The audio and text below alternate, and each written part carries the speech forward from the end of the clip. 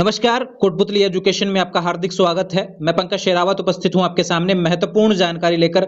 जी हां, बड़ी अपडेट आ रही है। कॉलेज शिक्षा आयुक्तालय की तरफ से प्रवेश नीति 2023-24 यहां पर जारी कर दी गई है। जैसा कि सुबह ही एक वीडियो बनाया था और मैंने बताया था आपको 15 जून से फॉर्म शुरू हो सकते हैं। तो उसमें एक बात भी बोली गई थी कि नई गाइडलाइन कब तक आएंगी जो कि प्रवेश को लेकर होने वाली है नई शिक्षा नीति के हिसाब से। तो यहाँ पर प्रवेश की गाइडलाइन 2023-24 की आ चुकी है। ये चीज आप ध्यान रखें, स्क्रीन पर आपको देखने को मिल रही है। लगभग 34 पेज इसमें होने वाले हैं, जिसमें क्या बातें कही गई हैं। सब एडमिशन के क्राइटेरिया को लेकर, यूजी हो चाहे पीजी हो, चाहे विधि कॉलेज हो या फिर कृषि कॉलेज हो, या फिर बात करें हम यहाँ पर बोनस प्रमाण पत्र हुआ, इन सभी के बारे में किस किस को क्या फायदा मिलेगा एडमिशन में, इन सभी चीजों के लेकर हम ऑफिशियली बात करने वाले हैं यहाँ पर। तो ध्यान रहे, वीडियो आपको पूरा देखना है, सारी चीजें आपको जानकारी मिल जाएगी यहाँ पर। सबसे पहले बात कर लेते हैं प्रवेश नीति। देखो यहाँ पर लिखा गया राजकीय और निजी महाविद्यालयों के लिए first year, second year, third year सभी के लिए यहाँ पे नोटिफिकेशन है। किस तरीके से यहाँ पे पेज पे विवरण दिया गया है, किस पहले पहले क्या क्या चीजें हम पढ़ेंगे। तो सबसे पहले देखो यहाँ पे प्रस्तावना में जो सबसे इंपॉर्टेंट बात है उसके बारे में मैं आपको बता देता हूं कि प्रतिशत के आधार पर आपको नंबर दिए जाते हैं। नंबर मिलता है कॉलेज में, परसेंटेज के आधार पर आपका एडमिशन होता है कॉलेजों में। ये चीज आप ध्यान रखें, प्रदेश के सरकारी कॉलेजों में। एक चीज आपको बता देता हूं, यहाँ पे 5वें नंबर का जो पॉइंट लिखा गया है वो है SC ST OBC अति पिछड़ा वर्ग जो कैटेगरी है, AWS है, इनको यहाँ पर आरक्षण के हिसाब से छूट देखने को मिलती है। ये चीज आप ध्यान रखें, सबसे इंपॉर्टेंट बात यहाँ पर होने वाली है। और इसके अलावा देखो यहाँ पे 8वां नंबर पॉइंट है कि भारतीय सेना में केंद्रीय सशस्त्र बलों के कार्मिकों व पूर्व कार्मिकों के पुत्र पुत्री पत्नी को प्रवेश हेतु 3% स्थान आरक्षित करने के साथ साथ शहीदों के आश्रितों को न्यूनतम उत्तीर्णांक पर प्रवेश का प्रावधान है। इसको समझते हैं भैया, ये क्या है। अगर आपके पापा मम्मी या फिर परिवार में कोई भी है जो भारतीय सेना में हो या केंद्रीय सशस्त्र बलों में, जो आपके परिवार में है ना, जो आपके राशन कार्ड के हिसाब से नाम जुड़े हुए हैं, उसमें से कोई है तो आपको यहाँ पर 3% का फायदा मिलेगा। और शहीद अगर आपके परिवार में कोई है तो आपको न्यूनतम प्रवेश पर आपको एडमिशन देने की व्यवस्था रहेगी। ये चीज आप ध्यान रखें। तो ये चीजें हो गई। यहाँ पे देखो उत्कृष्ट खेल को लेकर भी यहाँ पे बताया गया कि आपको बोनस दिया जाएगा। ये सारी चीजें हो गई हैं यहाँ पर इसको लेकर। एक पॉइंट है यहाँ पर देखो 14 नंबर का जो लास्ट पॉइंट है, इसमें ये बताया गया है कि जिन महिला अभ्यर्थियों के पति की मृत्यु या फिर जिनके अभ्यर्थियों के माता पिता की मृत्यु मतलब कि कोरोना से हो गई है, तो उनको भी यहाँ पर प्रवेश में प्राथमिकता दी जाएगी। ये चीज आप ध्यान रखें। तो ये अपडेट है इनको लेकर भी। आप बात करते हैं कि फर्स्ट ईयर में एडमिशन के लिए कितना क्राइटेरिया चाहिए होता है। तो देखो मिनिमम आपका यहाँ पे लिखा हुआ है, देखो राजस्थान के जो विद्यार्थी हैं, राजस्थान में जो पढ़े हैं, उनके लिए अगर बीए में आपका कला संकाय की बात करें, अगर आर्ट्स में आप आते हैं तो आपका 12th में अगर आर्ट्स में है तो 45% से ऊपर वाले सब फॉर्म तो भर पाएंगे। चीज आप ध्यान रखें। वाणिज्य संकाय वाले, कॉमर्स वाले भी 45 पे है, साइंस वाले 48 पे। ये चीज आप ध्यान रखें, यहाँ पे दिया हुआ है। होनर्स का अलग दिया हुआ है। जबकि बात करें राजस्थान के अलावा अन्य किसी स्थान से परीक्षा पास की है किसी ने, क्योंकि राजस्थान के निवासी नहीं है, अगर आप राजस्थान से कॉलेज करना चाहते हैं तो आपको 60% चाहिए भैया। ये चीज आप ध्यान रखें। ये नोटिफिकेशन यहाँ पे हो चुका है। ITI के समकक्ष भी आपको समझा जाएगा। अगर ITI 10th के बाद में आपने की है और फिर कॉलेज करना चाहते हैं तो आपको यहाँ पर कॉलेज कर सकते हैं। ये चीज आप ध्यान रखें, इसके बारे में भी आप पढ़ लेंगे। तो ये चीजें हो चुकी हैं। समय जो सबसे इंपॉर्टेंट है आपका विषय वाली चीजें हैं जो कि आपको देखने को पड़े। ये देखो यहाँ पर कहा गया है कि सप्लीमेंट्री में आपको जो भी है वोकेशनल कोर्स में अहर्कारी परीक्षा उत्तीर्ण करने वाले अभ्यर्थियों को केवल कला में वाणिज्य संकाय में प्रवेश दिया जाएगा।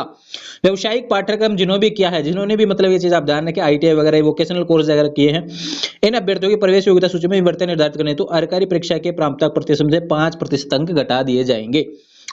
ठीक है, ये नोटिस हो गया आपका। यहाँ पर देखो विषय को लेकर बातचीत की है कि एक कॉलेज में, जब कॉलेजों के लिए नोटिस होने वाला है यहाँ, तो कि एक क्लास में कितने कितने विद्यार्थी होने चाहिए उसके बारे में बात की गई है।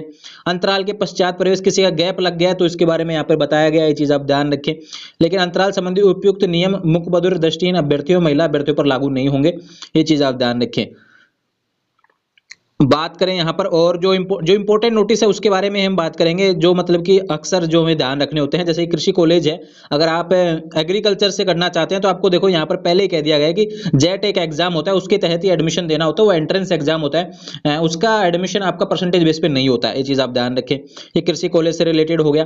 पीजी का क्राइटेरिया यहाँ पे दिया हुआ है भैया, MKM में 48 से 55 आपका मिनिमम है तो ही आप आवेदन कर पाएंगे जब भी फॉर्म चालू होंगे। MSc के लिए 55% कम से कम आपका होना चाहिए। राजस्थान से बाहर गया तो 60% आपका होना चाहिए।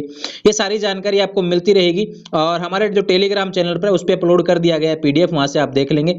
इसके बारे में जो भी जानकारी है आप पूरा पढ़ लेंगे अपने उसके तरीके से।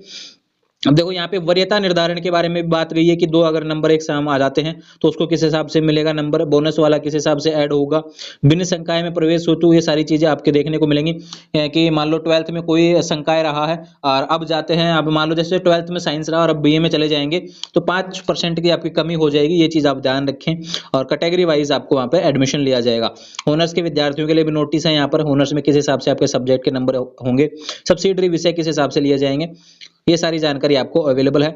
ये विधि कॉलेज जो कि लॉ कॉलेज है उनके लिए नोटिस है, ये चीज आप ध्यान रखें। परसेंटेज का क्राइटेरिया यहाँ पे दिया गया है इसमें भी, तो ध्यान रहे यह है एजुकेशन पॉलिसी जो न्यू आई है उसके हिसाब से चीजों को यहाँ पर डेवलप किया गया है, ये चीज आप ध्यान रखें। तो इसमें हमने सारी चीजें लगभग पढ़ ली हैं। सबसे इंपॉर्टेंट बात है कि राजस्थान का निवासी है तो उसको परसेंटेज में अलग फायदा है, अदर से है तो आपको 60% मिनिमम होना चाहिए तभी आप कॉलेज में एडमिशन ले पाएंगे। अब एक सवाल होता है कि स्नातक पार्ट सेकंड और थर्ड, मतलब कि आपका जो मान लो कोई सेकंड ईयर में हो, थर्ड ईयर में अब एडमिशन लेना चाहे रेगुलर हो, ये चीज आप ध्यान रखें, रेगुलर लेना चाहता है नॉन कॉलेज से है तो उसके लिए भी क्राइटेरिया यहाँ पर फिक्स किया गया है भैया।